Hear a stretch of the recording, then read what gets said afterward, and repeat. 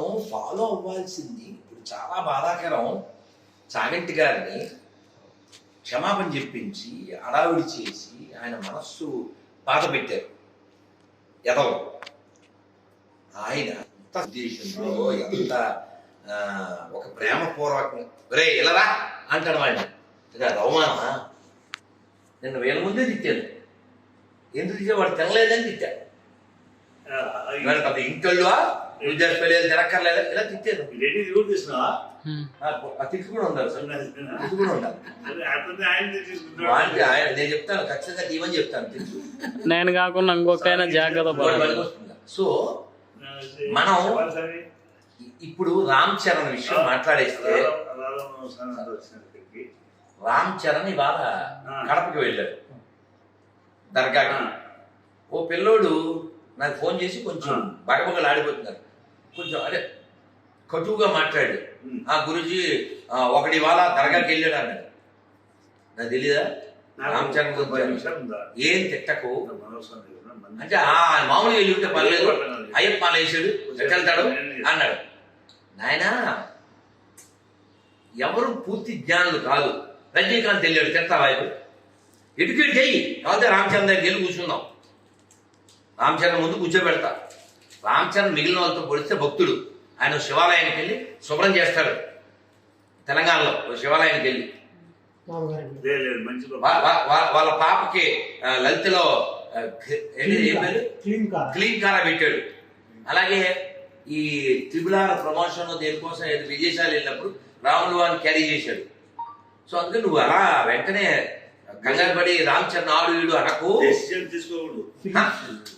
ఇప్పుడు వాళ్ళు cinema field లో ఉన్నారు, పబ్లిక్ లో ఉన్నారు, ఎవడో పిలిచారు వెళ్ళాడు. మనం కూర్చోబెడదాం, మాట్లాడదాం. మన వాళ్ళతో మనమే పోట్లాడితేలా? వెరికిపాటి వారో లేకపోతే చాగంటి గారో ఏదో మాట అనేసేసి ఏదో ఒక ప్రేమపూర్వకంగా అనేస్తే వెంటనే నువ్వు వాళ్ళతో క్షమాపణ చెప్పించేస్తావా? మరి కృష్ణుడు తిట్టినప్పుడు వెళ్ళావా?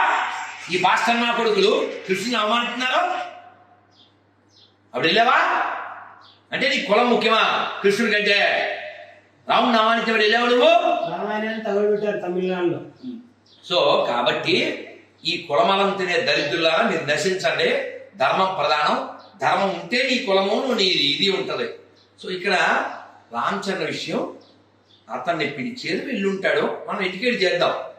ఏంటంటే కడపలో ఉన్న దర్గా కాదు, అది వెంకటేశ్వర గుడి. అది వెంకటేశ్వర గుడి. ఎట్లా చెప్తాడు? ఆ పక్కన సత్రాలు ఉంటాయి.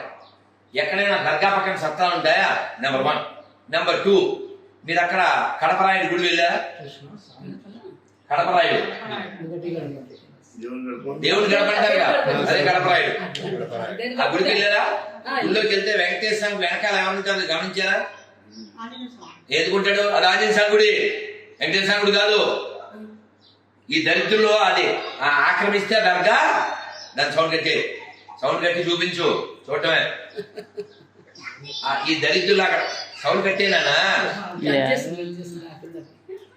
అక్కడ ఈ దరిద్రుల గుడిని ఆక్రమించి అందులో హిందువులను చంపి దాన్ని దర్గా కింద చేస్తే వెంకటేశ్వరాన్ని తీసుకెళ్లి హనుమంతుడి గుడిలో పెట్టారు. కడపరాయుడు గుడి కడపరాయుడు కాదు, హనుమంతుడు. ఈ దర్గా ఏదైతే ఉందో వెంకటేశ్వరుడు. అదేనా? ఈ దేశంలో అలా ఎన్నో దర్గాలు మసీదులుగా ఉన్నవన్నీ గుళ్ళే. మనకి సిగ్గులేదు కాబట్టి వాడు ఇది పోసినా వేసినా ఇది వేసినా నెయ్యిలాగా బయ్య అనుకుంటూ వాడు ఇది వేస్తే తింటున్నారు.